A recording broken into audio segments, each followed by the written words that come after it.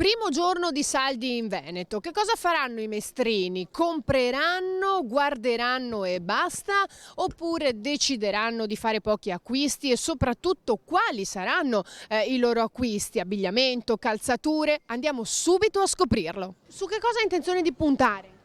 Su qualche pantalone e qualche paio di scarpe. Quindi abbigliamento. Sì, esatto. Si aspetta di trovare convenienza? Speriamo. Un paio di scarpe per la mia ragazza. Ha trovato... Ah, quindi un regalo, neanche una cosa per lei. Regalo, sì, si pensa sempre agli altri in questo periodo. Un regalo per la Befana. Sì, che è la mia Befana, la mia ragazza.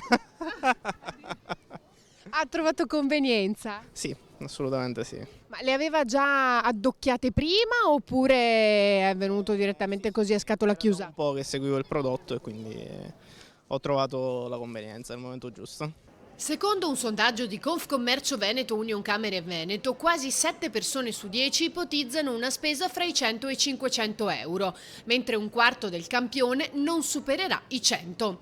L'8,4% prevede che la spesa sarà maggiore rispetto all'anno scorso.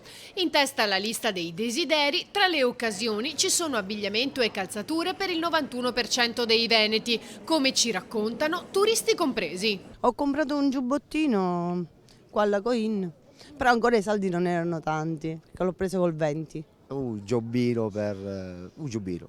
Ha trovato convenienza? Diciamo di sì perché l'ho preso col 50, quindi Comincerò.